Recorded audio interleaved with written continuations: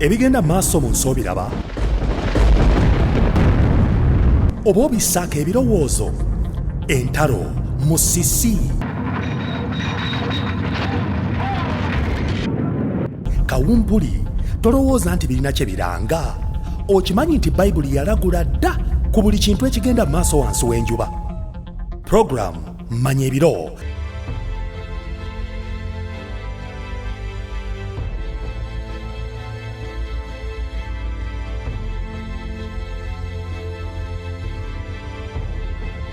teweetaaga kugisubwa tuula tuyige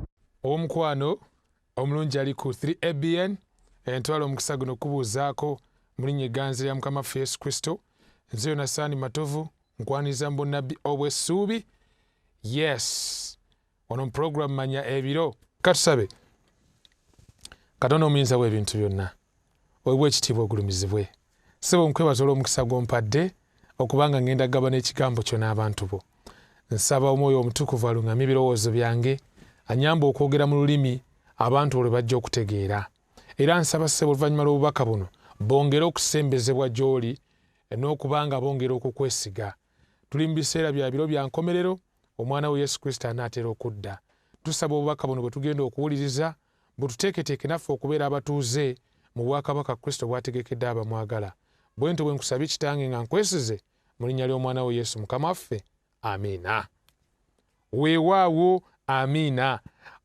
ekyokuyiga kyaffe kye tulina kigamba obulamu bw'eggulu bugenda kubeera butya kubanga ekitusomesezza obunnabbi bw'essuubi gye twava yonna oba gye twatandikira ekiruubirwa kyaffe mu byonna kyakulaba nga gwe mukwano gwaffe naawe obeera ekitundu ku abo abagenda okusikira obulamu obutaggwaawo kiri kugasa ki okuyiga obunnabbi bw'essuubi naye mazima n'ofiirwa obulamu obutaggwaawo kiri kugasa ki okulya ensi yonna naye n'owunzika ng'ekyamazima ofiiriddwa obulamu obutaggwaawo what kiri kugasa ki here is the reason why we've been learning the prophecies of hope obunnabbi bwonna tubusomyeko tuze tusoma ebintu ebyenjawulo mu kisaawe ekyobukristaayo but the whole essence of learning prophecies is to have a home in the kingdom of God kubanga naffe tuli kitundu ku maka mu bwakabaka obwo obwa mukama waffe Yesu Kristo kale no kyovulaba olwaleero nga tuggalawo obunnabbi obw'essuubi tulina ekibuuzo kinene ekigamba nti obulamu bw'eggulu buliba butya what will heaven be like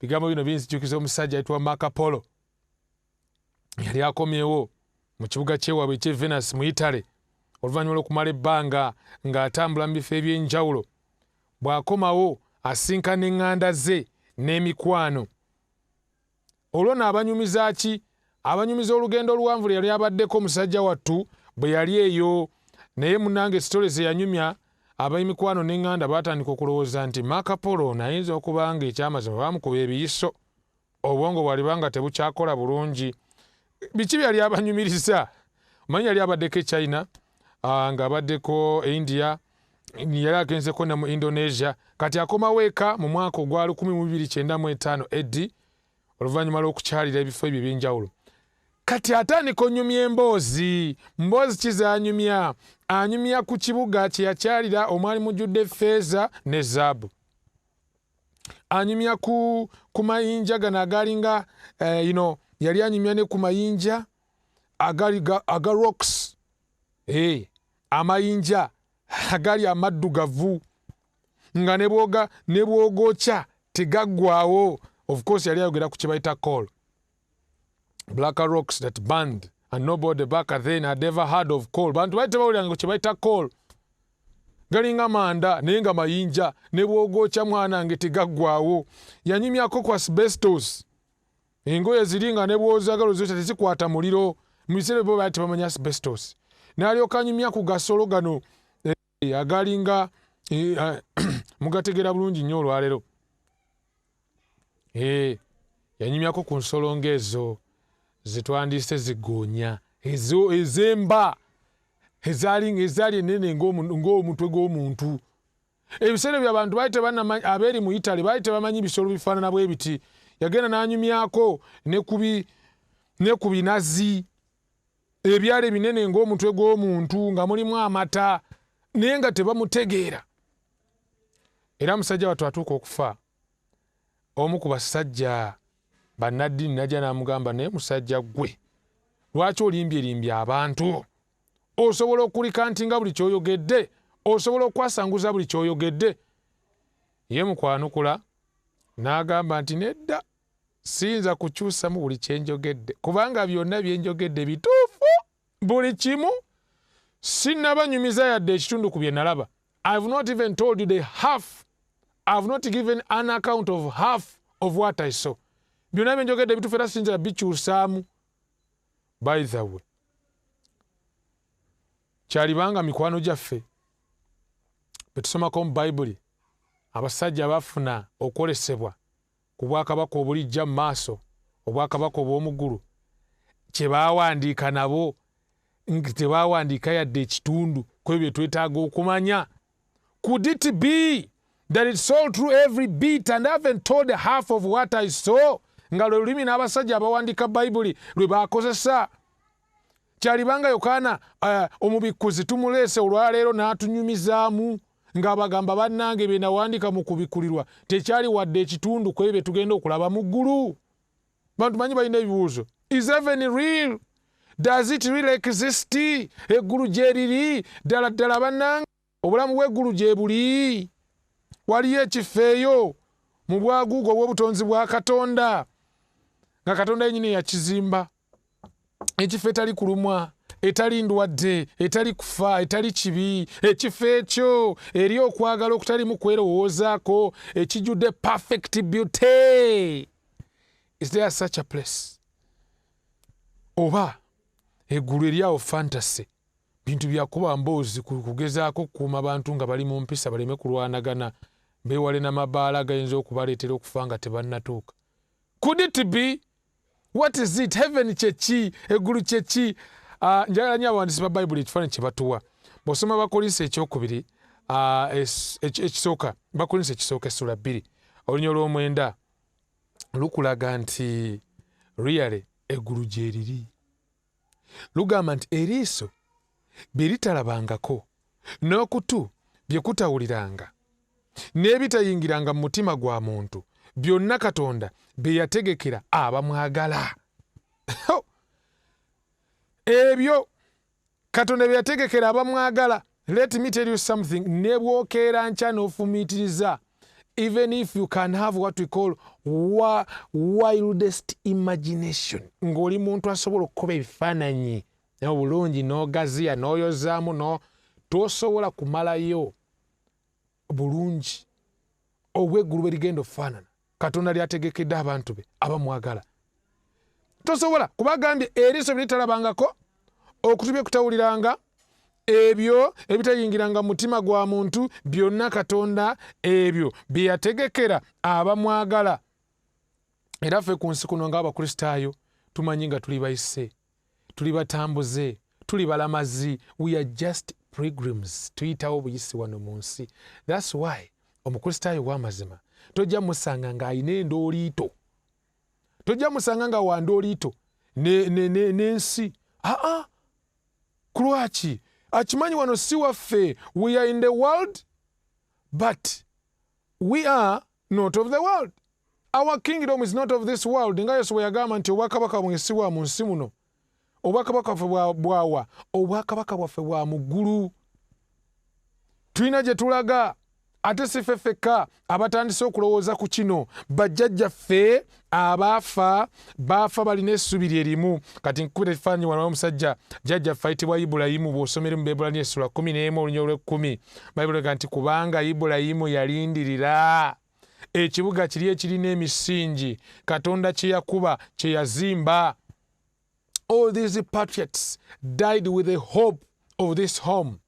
Abasajja nga Dawudi baafa balina essuubi lino. Abasajja nga Abasulemaani baafa balina essuubi lino. Abasajja betwogera ku betusomako mu Bayibuli, abasajja nga Adamu, they died with a hope one day to live in a city designed by God, whose architectural planner, whose architectural draftee, oyo yakikuba ekizimbe, eyakuba ekibuga n'akizimba nga si mulala okuggyako Katonda yennyini. Era ekibuga kino Yesu Kristo bw'aba akyogerako agamba mu Yokaana 14 olunyiriri olusooka okutuukira ku lwokusatu nti mu nnyumba ya Kitange mulimu ebifo bingi. There are many mansions. Mu nsi eyo eriyo ekibuga Katonda kye yazimba nga mulimu a mansion for me and a mansion for you. Yesu agambye atya, mu nnyumba ya Kitange mulimu ebifo bingi. Oyo ennyumba eri ludda wa? Eri mu ggulu, of course. Era Yesu yagamba nti ngenda okubateekerateekera ekifo. I go to prepare a place for you. Heaven is a real place. No fantasy. Bino si byakugereesa, si bya nfumo. Heaven, I repeat it, is a real place. Kifo kya ddala gye tugenda okubeera. Real place. Nabo wandigambye nti New York is a real place. Yes. London is a real place. South Africa kifo kya ddala. Cape Town, Johannesburg, tukome wano Uganda. Nga bwe tulina Kampala nti ya ddala, Ntebe ya ddala. Tulina ebifo nga Masaka ya ddala. Even ne Ggulu, ekibuga ekijja Yerusalemu kya ddala. It's a real place. Nga bwe wandigambye there is Moscow, ne Ggulu lya ddala gye liri. Era Yokaana bw'aba ali ku kizinga ekya Patamu ng'aliyo bambi awaŋŋangusiddwa afuna okwolesebwa ku kifo kino. Yokaana Katonda amulaga ekibuga ekijja kino Yerusaalemi kyannyonnyola obulungi mu Yokaana 21 bw'otandikira ku lunyiriri olw'okubiri ng'oserengeta obulungi. Akulaga ki? Yokaana yennyini agenda n'agamba nti nze Yokaana. So Yokaana afuna okwolesebwa ku kibuga kino ekijja Yerusaalemi. Era ayogera n'ebigambo bye. Bw'osoma Yokaana kubikkulirwa 21 olunyiriri olw'okubiri agamba n'endaba ekibuga ekitukuvu Yerusaalemi ekijja nga kikka okuva mu ggulu ewa Katonda nga kitegekeddwa ng'omugole ayonjereddwa bba. Ng'omugole ayonjereddwa bba. Manyi mu butuufu teriyo kifaananyi kiwooma kinyuma nga kifaananyi ky'abagole nga bali awo banyirira. Looking for something to which to compare the New Jerusalem. John compares it with a bride dressed up for her husband. Teri kifaananyi kinyirira nga kino. Kati bwe yanoonyayo ekifaananyi n'alaba nga mbutuufu. Endabika y'ekibuga Yerusaalemi mu ngeri gye kinyirira. I can only compare it with a couple ku mbaga yaabwe. Simanyi gwe ekifaananyi kye wandikosezza. Naye ekyo ekifaananyi kyajjayo okulaga kinti Jerusalem is a beautiful city. Kiriko bbugwe. Akunnyonnyola bbugwe ono nga yenna atangalijja.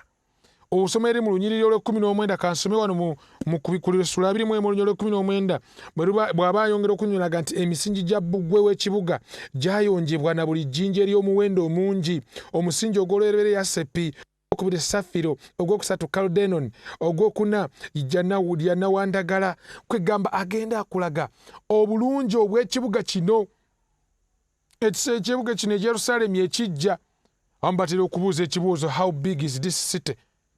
Kubanga Bayibuli eyogera ku mikono. Eyogera ku mikono wano. Loke nkulaga emikono gino. Eyogera ku mikono. Obugazi. Bw'aba ayogera ku kibuga kino obugazi bwakyo. Ngenze ku lunyiriri olw'11 agamba nti nga kirina ekitiibwa kya Katonda okumasamasa kwakyo ng'ejjinja ery'omuwendo omungi ennyo, ng'ejjinja lya yasipi eritangalijja, nga kirina bbugwe omunene omuwanvu, nga kirina emiryango 12, ne ku miryango bamalayika 12, n'amannya agawandiikibwako g'ebika 10 n'ebibiri eby'abaana ba Isirayiri, ne buvanjuba emiryango 3, ne bukiika obwa kkono emiryango 3, n'obukiika obwa ddyo emiryango 3, ne bugwanjuba emiryango 3. Ne bbugwe w'ekibuga yalina emisingi 12, ne kubaako amannya 12 ag'abatume 12 ab'omwana gw'endiga. Bwino wuuno ayongera okunnyonnyola agamba mu 17 nti n'agera bbugwe waakyo emikono 10 emikono 144 ekigere eky'omuntu kye kya malayika. Ayongera okunnyonnyola wano bwino, ayongera okulaga kansomole 15 era yayogera nange yalina ekigere olumuli olwa zaabu okugera ekibuga n'emiryango gyakyo ne bbugwe waakyo.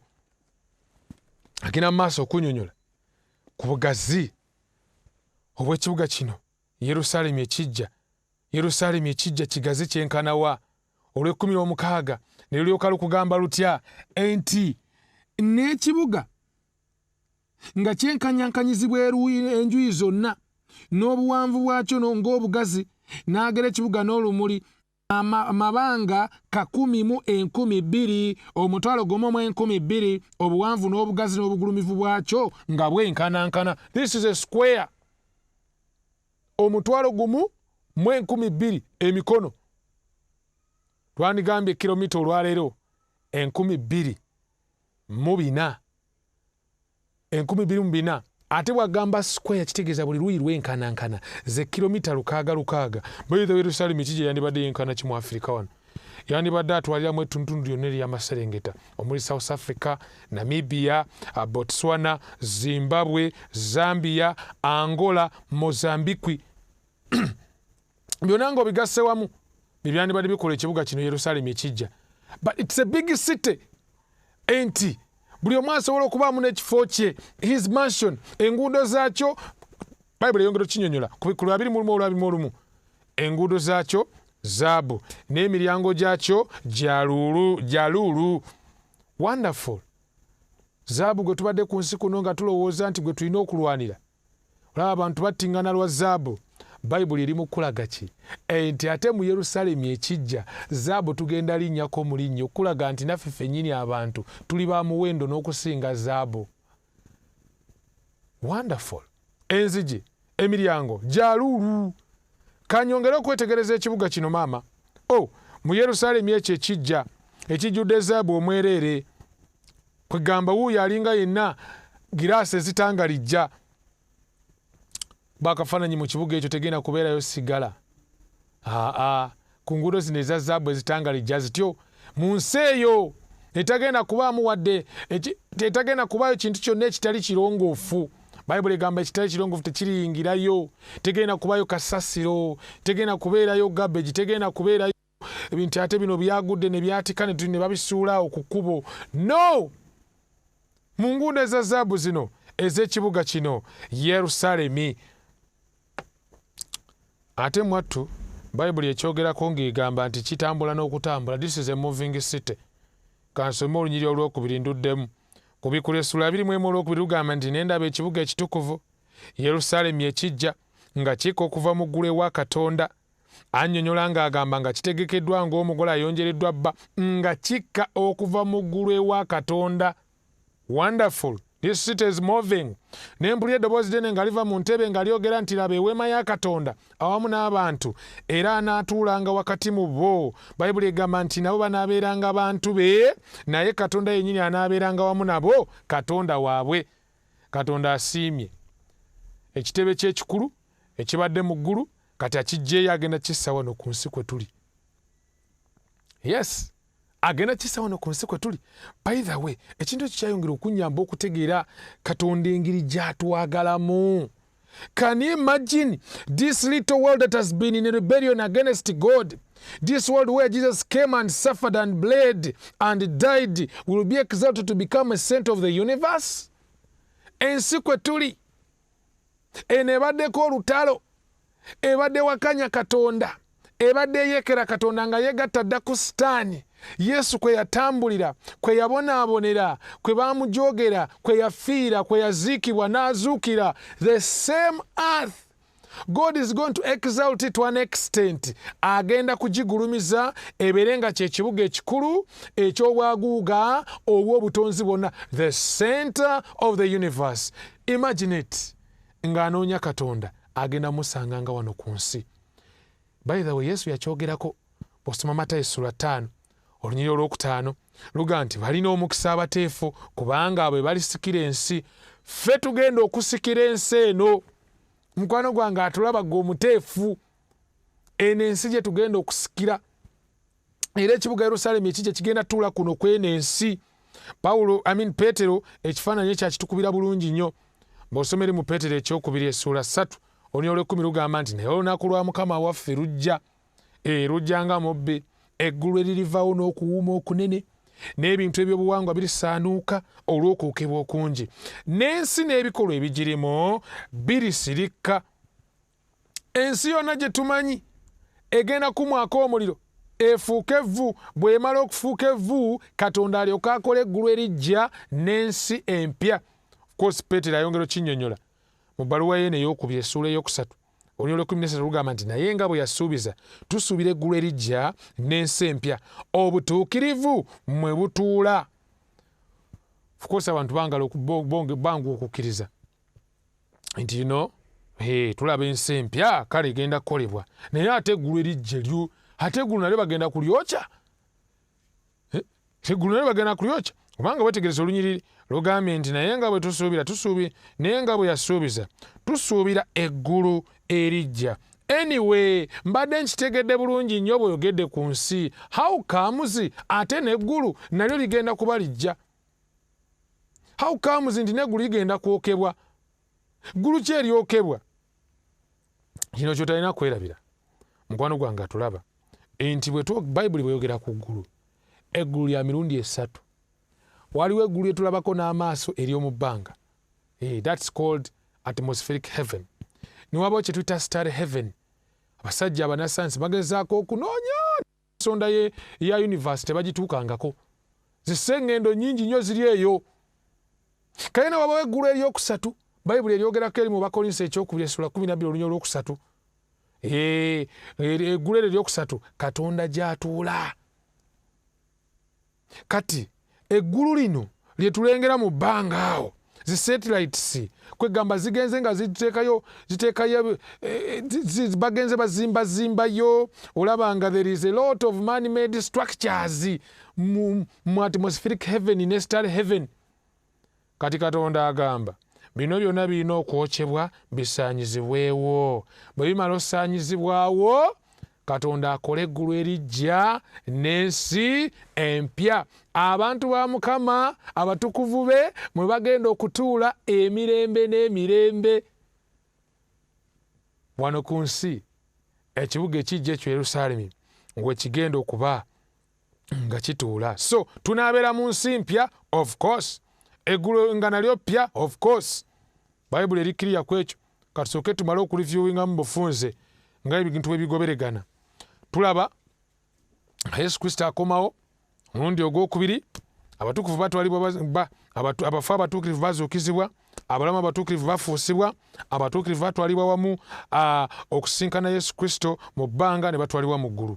Abafu ababi basigala bafu, abalamu ababi battibwa. Mu kiseera eky'emyaka 1000 abatuukirivu bali mu ggulu. Twabisomako gye buvuddeko, ensi esigala eri matongo. Kati weetegereze oluvannyuma lw'emyaka 1000 what happens next? Okuzuukira okusooka kwabaawo ku kujja kwa Yesu omulundi ogwokubiri. So nga okuzuukira okwokubiri okw'abajeemu kubaawo oluvannyuma lw'emyaka 1000 nga giwedde. Kubaawo oluvannyuma lw'emyaka 1000 nga giweddeko. Ekibuga ekitukuvu Yerusaalemi kikka okuva mu ggulu ne kituula ku lusozi olubadde oluseetezeddwa okusinziira ku Zekkaliya essula 14 olunya olwokuna. Olusozi olwo nga luyitibwa Mount of Olives oba olusozi olw'emizeeyituuni, lumanyiddwa bulungi. Era ku nkomerero y'emu ey'emyaka 1000 Sitaani ayekera ekibuga ekitukuvu agezeeko okulaba nga akiwangula ne bimulemerera, ensi erongoosebwa n'omuliro gwa Geyeena. Bino byonna kubadde recap, just kuyambako kukitegeera nti Katonda ensi yonna agenda kugirongoosa n'omuliro gwa Geyeena. Oluvannyuma lw'emyaka 1000 nga giweddeko gye twandise ku nkomerero y'ensi. Era ebibaawo nga twolekera enkomerero y'ensi bye bino. Mu bbanga ly'emyaka 1000 ensi eri matongo. Naye nga tetunnatuuka mu bbanga lya myaka 1000 nga tukyali ku luuyi lwe tulimu, waliwo ebibonyoobonyo 7 okuva olwaleero. Kati mu bbanga ly'emyaka 1000 ensi nesigala matongo. Ekibuga ekijja Yerusaalemi kikka oluvannyuma lw'emyaka 1000. Abafu abajeemu bazuukizibwa, omuliro gwa Geyeena gwaka. That is ensi w'emala ofuuka evvu ne tulaba nga ensi etondebwa bujja oba ne tuyingira ensi empya kye twandiise eternity oba obutaggwaawo. Olwo nga tuyingidde ensi empya. Question kati gye twebuuza yeeno, obulamu bw'eggulu buno bugenda kuba butya? How is the life in heaven going to be? Obulamu bw'ensi empya bunaaba butya? Obulamu bw'eggulu buliba butya nga tuyingidde ensi empya? How is it going to be? Tunaabeera tutya mu nsi eyo? Manyi nga weebuuza mukwano, kankutegeeze ebimu ku byewuunyisa ebigenda naawe okuwuniikiriza ebimu ku kifaananyi Bayibuli kye yatuwa. Of course tugenda kunnyonnyola byonna tubimaleyo, kuba nakugambye dda gatalabangako, amatu bye gatawulirangako, ebitatuukanga ku mutima gwa muntu, daalizi muntu nga tobifumitirizanga nako. Ebyo Katonda byategekedde bonna abamwagala. Batwagala kumanya ebitonotono Bayibuli byetuwa ku ebyo ebigenda okubeera mu nsi empya.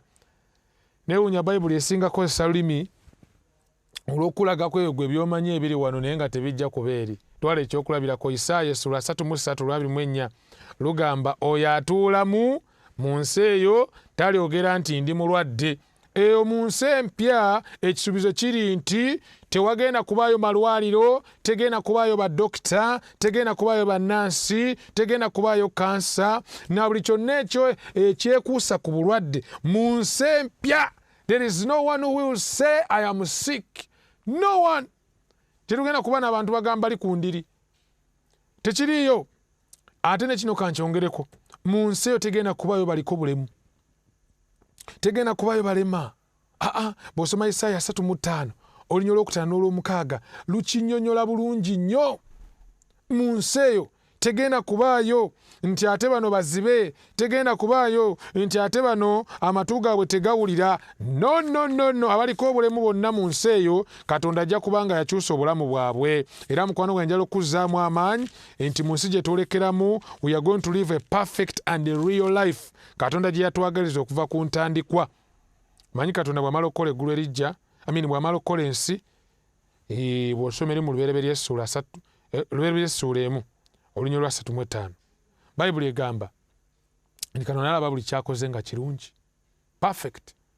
Kati ne mu nsi empya everything is going to be perfect, and I want to believe more perfect than it was perfect ku ntandikwa. So mu nsi eyo kansome Isaaya 3:5 olunya olwokutaano olw'omukaaga, awo amaaso g'omuzibe w'amaaso ne galyoka gazibuka, n'amatu g'omuggavu w'amatu galigguka.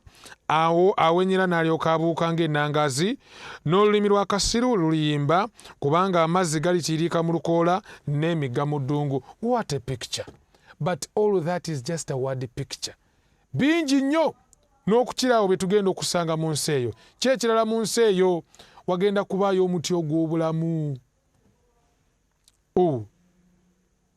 Mu nsi eyo wagenda kubaayo omuti ogw'obulamu gwe tugenda okulyangako mwana nge tuddemu tufuuka ate twongere kubeera bavubuka. Fountain of being youth. Myaka gyo wali we wabeera myaka nga 18 awo wamasamasanga awo, ate ku luno nga tewulimu wadde agamba nti ndi mulwadde. What a picture! Tugenda kunywa ku mazzi amalamu agakulukuta. Bw'osoma ku Bikulu Essula 22 olunya olusooka lulaga bulungi, water supply is very clear. Amazzi amalamu nga gakulukuta. Simanyi banne bwenyiza kunnyonnyola bigambo bino nga biwoomerera. There is also omuti ogw'obulamu ogwetoolodde omugga ogubala ebibala 12, different fruit each month, ate nga byonna bigaba bulamu. Simanyi mukwano gwange kibala ki kinasinga okuwoomera ku ebyo 12. Newe mbirowoozaako mukwano gwange njala kubanga nange ndyako. Enjala tetulumira wano. Naye ekyamazima kiri ki? Enti mu nsi eyo wagenda kubaayo omugga ogukulukuta ate nga gwetooloddwa omuti ogw'obulamu guliko ebibala eby'enjawulo 12. Tugenda tunogako ne tulyako. Era bwe tunaalyangako nga twongera kukula, nga twongera kunyirira, nga twongera kuwanvuwa, nga bwe ngenda okulaga mu maaso awo. Ebirala by'otasubira mu nsi mpya bye bino, ekyejo oba ebikolwa ebikambwe, violence teriiyo. agamba tekiriwa nate mu nsi eyo newankubadde okuzika newankubadde okuzikirira mu nsalo ezo naye oyita enkomera zo obulokozi n'enzigi zo okutendereza. There will not be violence. Obutuufu oyita ku makubo olwaleero nosanga nga abamu abantu bafudde bagudde awo, abamu babookyeza. Ensikati ennaku zino ya bunkenke kwokya bipiira mu makubo. Much chaos, much violence. N'emmaka mwennyini nyini mutudde violence. N'emmakanisa mutandise obaamu violence. But I want to assure you, the Bible is very clear. Mu nsi eyo tegenda kubaayo bikolwa bikambwe, tegenda kubaayo batujju, bino bitulaba ku mativi, bino bituleetera okwennyamira, ne bituleetera okusindukirwa emmeeme, ebikolwa eby'ekitujju byonna, they are not going to be there. Kanyongereko ne kino, mu nsi eyo tegenda kubaayo nsolo nkambwe, tegenda kubaayo nsolo ntemu. Bw'osoma Isaaya sura 11 olunyolo olw'omukaaga otuuka ku lw'omwenda akuwa akalonda w'ensolo ez'enjawulo ezandibadde zitiisa olwaleero. Ninga mu nsi eyo tewali agenda nakuziti. Abaana bagenda zanya n'eddubu, abaana bazanye n'engo, abaana bazanye n'empologoma. Let me tell you a surprise. Mu nsi empya empologoma eziriyo zigenda kuba zirya muddo ng'ente. Vegetarian lions. Hey, this is surprising. Anyway, Isaaya 11 olunyolo olw'omusanvu. Bayibuli egamba n'empologoma erirya omuddo ng'ente. Wal empologoma ez'omu nsi eyo zigenda kubanga ziri vegetarian. Kitegeeza ki? Naawe mukwano gwange ojja kuba vegetarian. Let me tell you something. Ng'ogyeko ekyo, you can train now to be a vegetarian. Kubanga mu nsi eyo teri agenda kulya nnyama, teri kufa, ate onatta nsolo ki munnange. Bayibuli egambye n'empologoma erirya ng'omuddo ng'ente. Nasomako ku mpologoma wano, empologoma ezitalya nnyama, eno bagiyita tayiki entono, little tayiki, alina ne mukwano gwayo nga bamuyita tayiki, omu yamuyitanga Beki, omulala nga ye tayiki. Kati wano omusawo yali agezaako giwa amata nga teyagala kunywa, nga n'ennyama terya, yongerya bimera. Olaba ne ku nsi tusobola okulabako empologoma nga zino. How come?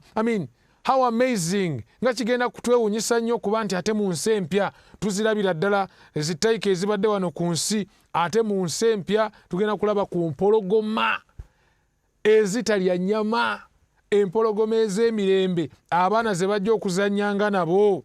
Lwaki njogera bwe nti? Kubanga Bayibuli eraga mu Kubikkulu essula 21 nti naye alisangula buli ziga mu maaso gaabwe, era okufa tekulibaawo nate, so tewaabengawo nate ennaku, newankubadde okukaaba, newankubadde okulumwa, eby'olubereberye nga biweddewo. Wonderful. Mu nsi eyo tegenda kubaayo njala, tegenda kubaayo kubulwa kyakulya. In the new world there won't be famine. There is no starvation in the new world.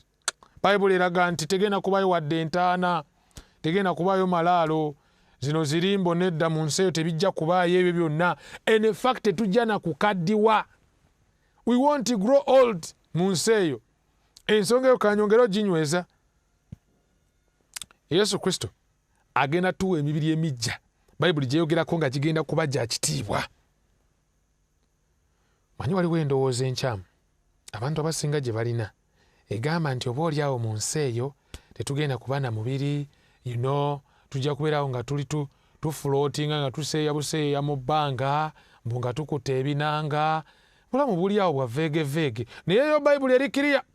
Bw'osoma Bafiripi essula 3 olunyiriri olwabiri n'olwabiri Bayibuli egamba nti kubanga ffe ewaffe mu ggulu, era gye tulindirira omulokozi okuvaayo, Mukama waffe Yesu Kristo, agenda okukola ki?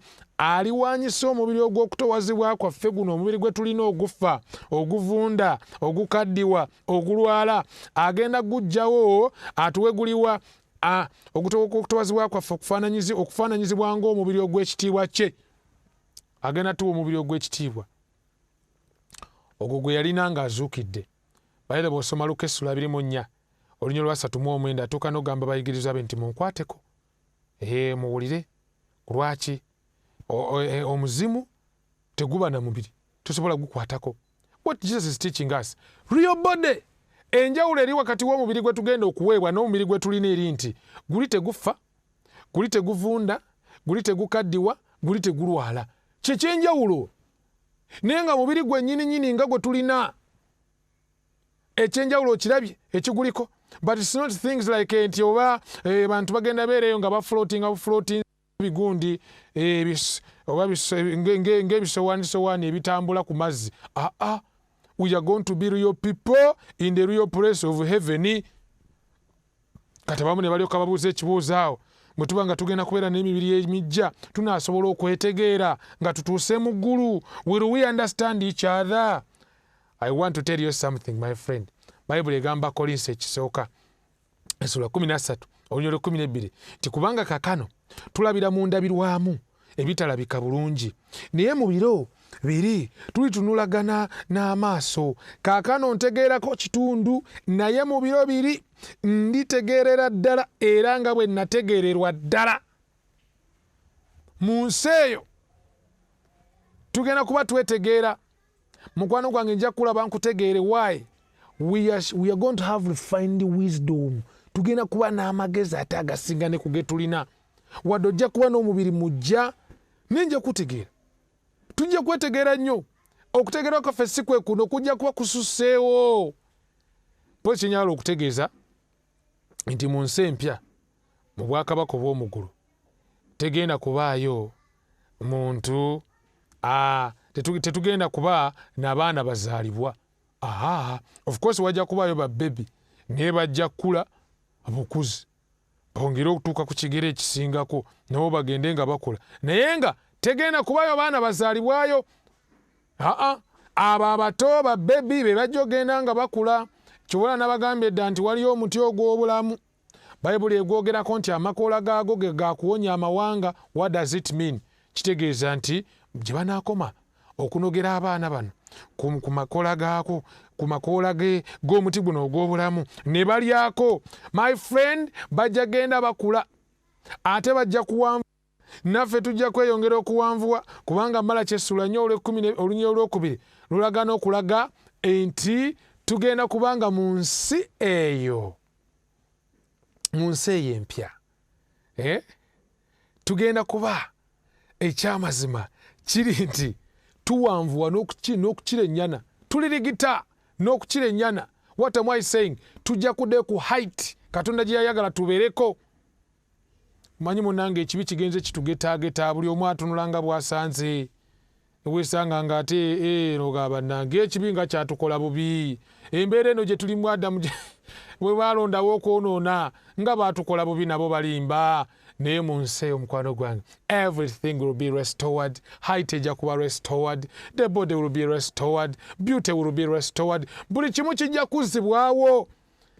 Of course abasajja bagenze bazuula emirangatira gy'abasajja ab'enjawulo abaaliwo mu biseera eby'edda.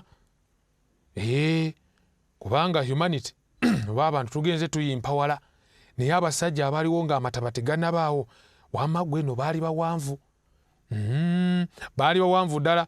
Omu ku basajja bensomako mu byafaayo, the tallest man in the modern times ow'ebiro bino ayitibwa Robert Wadrow. Yali muwanvu sentimita 272 ate ng'azitowa kilograms 223. Of course etali proportionate. Naye abasajja abayiikuuzi bagenze mwattu bayiikuula ne bayiikuula obuwanga obw'abasajja ab'edda abaalina emitwe eminene, abasajja abaali abawanvu ddala ddala ng'amataba tegannabaawo, era baali basajja n'emyaka nga gyejo mingi. Anikuba akafaananyi nga ntuuse mu ggulu, ndi mu ggulu ndabye ku Adamu. Mubuuzaako nfunye ku mukisa nange ogubuuza ku Adamu nti seba Adamu gyebale. Adamu bannange bajjajjaffe, Mukama yeebale yatutuusa mu nsi eno. Kati mbuuza ku Adamu nga ntemberedde awo omuti guli ogw'obulamu. Adamu anogera ku makoola g'omuti ogwo ampaako ndyeko. bwe ndyako Adamu omuwanvu awadde ku matovu omumpi alyeko olaba munnange nange bwe ntandika okuwanvuwa. Tuli mu bulamu obw'ensi eyo. Of course n'ebirala bingi nnyo bye tujja okuzuula nga tutuuse mu nsi eyo. Tetujja kwebowa, tujja genda nga tulambula obwagugu obw'ensi. In fact Zabbuli y'e16 olunyo lw'11 lugamba nti onandaganga ekkubo ery'obulamu nga tuli mu nsi eyo, gy'oli waliyo essanyu erituukirira, mu mukono gwo ogwa ddyo mwe muli ebisanyusa emirembe n'emirembe. Wonderful. Tugenda kulambula, tugende yonna eyo nga tulaba. I wish I'll have to ngende nga nambula obwaguuga for almost emyaka obanga 10 nga ndi mu kulambula kifo kimu, because you cannot finish it all. Naye essanyu ligenda kuba jjerere, tugenda kuzimba amayumba tugeesuliremu, tugenda kulima emmere tugyeriire, tegenda kuba kibba ttaka. You are going to have your home. Amaka ga mirundi 2. Ogenda kuba ne mansion mu Yerusalemi, ogenda kuba ate n'amaka ago eri mu country home gy'ogenda okwezimbira. Kubanga buli omu n'amagezi Mukama ge yamuwa, ogenda kulaba nga abantu bongera okuza ebitone byabwe mu nsi eno empya. Mukwano gwange, sinza kunnyonnyola bigenda kuba mu ggulu ne mbimalayo. Naye Abakolinso ekisooka essula 2:9 lwatugambye dda, eriiso bye litalabangako n'okutu bye kutawuliranga n'ebitayingiranga mu mutima gwa muntu, byonna Katonda bye yategekera abo abamwagala. We can't tell it all. Musajja yagambye it is true all every bit and half have not been told. Tujja kumala tuuka mu ggulu, ebisinga obungi ffe okubirabako n'okubitegeera. Naye njala poozinga n'osooka embuuza ekibuuzo. Kiki ekinaakugira abantu abasinga obungi okuyingira mu nsi empya? Ki ekigenda okulemesa abantu abasinga obungi obutatuuka mu nsi eyo? Bayibuli etutegeeza mu kitabo kyakubikkulirwa essula 21 olunyiriri olw'omunaana twogera ku nsi eno empya. Kiki ekigenda olemesa abamu okutuukayo? Kubikkulirwa 21 olw'omunaana lugamba enti naye abati n'abatakkiriza n'abagwagwa n'abassi n'abenzi n'abalogo n'abasinza ebifaananyi n'abalimba bonna omugabo gwabwe gulibeera mu nnyanja eyaka n'omuliro n'ekibiriiti, kwe kufa okwokubiri. Abalimba ze bentandikiddeko, ye abalimba be baliwa? Kubanga mu ggulu tebagenda kubaayo. Abalimba tebagenda kuba be baliwa? Yokaana ekisooka essula 2 olunya olwokusatu n'olwokuna, Bayibuli ega nti ayogera nti mutegere n'atakwata biragiro bye ye mulimba n'amazima tegali mu oyo. So abamu ku balimba abagenda okubanga abatagenda kuba mu ggulu be baali bamenya amateeka ga Katonda 10. By the way, ekyo tekinneewuunyisa lwaki Bayibuli ekyogera bw'eti. Kubanga bw'osoma ku essula 22:14 lwongera n'okulaga nti baweereddwa omukisa abayoza ebyambalo byabwe oba abaagondera etteeka, balyoke babeere n'obuyinza ku muti ogw'obulamu, era balyoke bayingire mu kibuga nga bayita mu miryango. So abatagenda kuba mu ggulu abamu ku bo be balimba. Lwaki? Abalimba be baliwa? Abamu ku bo be baamenyanga amateeka ga Katonda nga boogera nti bakkiriza Yesu, naye ate ng'ekyamazima baali beegaana amaanyi ag'okutya Katonda. Naye Bayibuli mu Kristo eyongere n'etuwa abati n'abatakkiriza. Obadde okimanyi nti okutya n'obutakkiriza nakyo kigenda kulemesa bangi obutatuuka mu ggulu. Take for instance ku mulembe gwa Nuuwa, abantu baatyo yingira eryato nga balowooza ebigambo bya Nuuwa ebyo byayogedde weewaawo bituufu, naye banandaba batya nga nze nsooka oyingira mu lyato gundi gw'oba osookayo. Abantu olw'okutya tebaayingira mu lyato, naye ng'eryato lye lyalimu obukuumi, lye lyalimu obulokozi. Naye leero abantu bama bategedde enjiri naye batya, maama anaagamba atya, mikwano gyange ginaayogera kitya, taata anandowoozaako ki nga ndi mu kukkiriza ebintu ebifaanana bwe biti, mu kika bwe banangobayo, bwe banangoba ku mulimu, okutya. Bala ate ne wabawo ne kye bayita obutakkiriza, others unbelievers.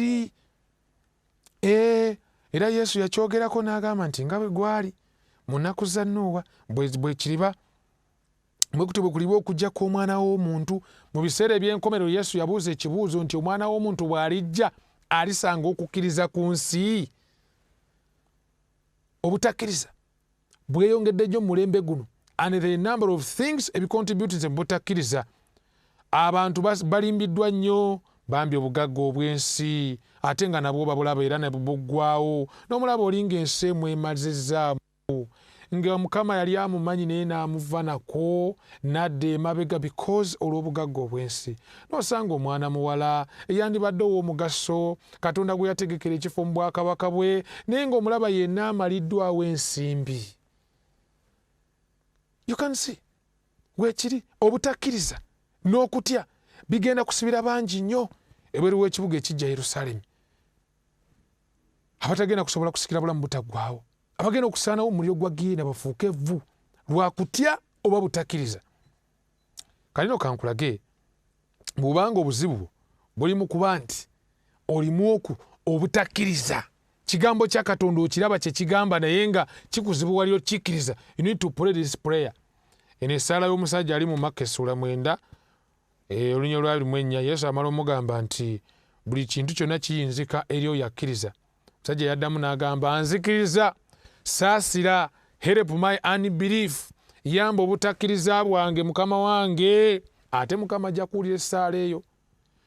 Twale ekyokulabira kuyinza okuba ng'oyize ku mazima ga Bayibuli nga Sabbiiti, naye nga musajja wattu kikyakuzibuwalidde okukkiriza nti olunaku lw'omusanvu ye Sabbiiti eya Mukama Katonda, daati kikyakuzibuwalidde okusalawo otandika okusinzanga ku Sabbiiti. Put yourself in prayer, weesabire mukwano gwange, weesabire. Kulwaki obutakkiriza bugenda kukumira abantu bangi ebweru w'ekibuga Yerusaalemi, bugenda kuleetera bangi obutasikira bwakabaka bwa mu ggulu. Mu kuwunzika njala okutegeeza ki? Nti abantu abagenda okubeera mu ggulu bagenda kubeera abo abavudde mu nsi zonna, kubanga obulokozi obwa Kristo butuuse mu nsi yonna. Yesu Kristo agamba atya? Enjiri eno ey'obwakabaka egenda kubuulirwa mu nsi yonna, ebeere omujulire eri amawanga gonna. Olwo enkomerero gye kitegeeza ki? Olw'okubanga enjiri eno etuuse mu nnimi n'abantu n'ebika ab'obuwanga bwonna, so it's going to be abantu okuva mu mawanga ag'enjawulo. Era kubikulira essula 7 olw'omwenda lugamba nti oluvannyuma lw'ebyo ne ndaba, era laba kikye nalaba, ekibiina ekinene omuntu yenna ky'atayinza kubala, na buli ggwanga n'ebika n'abantu n'ennimi nga bayimiridde mu maaso g'entebe ye, mu maaso g'omwana gw'endiga, nga bambadde ebyambalo ebyeru, amatabi g'enkindukindu nga gawali mu mikono gyabwe. Kubikulira essula 7 olunyiriri olw'omwenda. Era njala okutegeeza mukwano, osobola okubeera ekitundu ku kibiina kino singa obeera nti omutima gwo n'obulamu bwo bwonna obikwasiza Kristo. Bayibuli etukakasizza nti nga bwe kyawandiikibwa, eriiso bitalabangako n'okutu bye kutawuliranga, byebyo Katonda byategekedde abamwagala ebitayingiranga ku mitima gy'abantu. Siyinza kumalayo kifaananyi kino. The best part of heaven you shall discover. Katutuuse mu nsi eyo empya. Weewaawo tewali kya muwendo kisinga ng'okubanga okubye ku kifaananyi awo ng'olengera tusinkanye Yesu Kristo. Akomyewo omulundi ogwokubiri, ffenna tukyusiddwa mu kiseera ekyo. Ennaku yonna tugirese ku nsi kuno, okulumwa kwonna kutukulese wano. Tutandise okwolekera mu ggulu. Twolekedde mu nsi eri ewali ekibuga ekijja Yerusaalemi. Bakafaananyawo nga kutakatuuka mu ggulu, tulaba Yesu Kristo azze ng'atuuka mu nnyiriri nga bw'atwambaza engule, kuliko n'emmunyeenye. Omanyi waliwo baganda bange bali mugamba nti tuliyambala engule. Nze njala obategeeza engule ze tugenda okwambala ez'amazima tugenda zambalira mu ggulu, kubanga Mukama ffe Yesu Kristo yagenda n'okuzitwambaza nga kuliko n'emmunyeenye. Amaliriza okukola bw'ati atugamba nti muyingire. Abaana bange bakubira kifaananyi kitunu nnyo ku nsi eyo. Era nga twakatuuka bwe tuti mu kibuga Yerusaalemi, ekimu ku bintu ebigenda okujja mbatu gaffe wal nga Yesu Kristo alina okwagala. Oyinza otya okweka amatiri wonna gano n'ojja ku nsi eri eyali ejjudde kakikya, ne bakuba n'emiggo, ne bakuba empi, ne bakuwanulira amalusu? Oyinza otya okufa ku musaalaba? Tetujja kutegeera kwagala kwa Kristo mu bujjuvu okutuusa nga tumaze okutuuka mu ggulu, tutegeere bye yaleka ku lwaffe tulyoke tumanye nti bino byatugamba okuleka temuli. Okugamba okuleka sigala abadde agenda okwonoona amannyo go gonna. Okugamba oleka omwenge ogubadde gugenda okwonoona emimwa gyo. Okugamba okuleka obwamalayo obadde buyinza n'okussa ng'ekiseera kyo tekinnatuuka. Kankutegeeze nga tutuuse mu ggulu tujja kulaba nga bino bitwali tugamba mbu sacrifice titulina na sacrifice ze twakola. Olwo tutuuse eyo tulabye ku bifo atulambuza tulabye ku basajja the saints of all ages, basajja nga ba Pawulo, basajja abakyala nga ba Mary, enjala okulaba ku Maryamu nyina Yesu. Of course naye ajja kuba azuukidde nga tugenze naye mu ggulu. Ndabe ku bantu nga ba Dawudi, ndabe ku ba Nebukadneza, ndabe ku Musa, ndabe ku Ellen G. White. Tumaze okulaba abo bonna kuba akafaananyi awo nga malayika wange, my guardian angel, angamba nti Yonasan, the master wants to see you. Wulira omukisa, wulira essanyu, olwo tuddukira ku speed ya kutemya kikowe. Speed of thought. Tuuse maaso ge atandise okunnambuza, tugenze tutambula wonna, agenda andaga anti eyo mansioni Maryamu maama wange yagisulamu, eyo ya Danieli, eyo ya Pawulo, eyo ya Enoka, agenza azindaga ngenda ansamalira ndaba mansioni ez'enjawulo. Kwegamba ndi awo bwe ntunulira ekibuga kiri Yerusaalemi ekijja n'ebiriyo byonna nga ndabira ddala bambi kino Talo Haji Majahalalu amanataji mahalu. Tulina kuyinza n'okigeraageranya. Ntandika okulengera ebimuli n'ensozi ezinyirira ezigudde akaleka. Kigenda okubeera mu ggulu. Amaaso olugali mu kwetegereza, ndi mu kutambula ne Yesu Kristo tuyita mu nguudo eza zaabu wonna wonna, ngenda neetegereza buli wentuuka neewuunya bwewuunya, bwe neegomba ngamba nyaabula singa ndese n'entambula y'emyaka nga 10 nga nambula bulambuzi. Naye mu kugenda nga neetegereza mansioni ez'enjawulo, waliwo nange mansioni gye ntunulako ne ngamba naye ate eno nga yanjawulo, ng'ate eno enkutte omubabiro. Ate nange ntandika okwekaza mbuuza Yesu nti owaayi Mukama wange onsaasira okubuuza naye eno yo wagikolera ani? Yesu antunuulira ati nanga nti Yonasaani, nakulowoozaako eno nga ngikola, era namanya nga eno y'egy'okunyumira. Bwe nali nkukola nagirowoozaako, nali nkukola bwe nali ndi mu kugizimba ngiyooyoota. I thought of you. Anyingiza munda. Bakafaananya nga waliwo ne ku mikwano gyange mu kifo ekyo tutudde. Yesu Kristo okumanya nga bannange Yesu Kristo wa kitiibwa ate muwombeefu, anjiddeyo n'emmeeza eya zaabu eriko n'ebibala byensinga okwagala. Buli nsonda gye ntunulira mu mansioni eno ndabira ddala nga it meets the blend of my personality. Buli kye njagala nga kaneeyongereyo.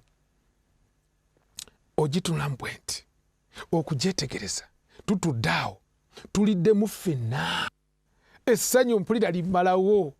Yesu Kristo nfukamidde mu maaso ge ngamba kimu kati bakifaananyi Mukama wange.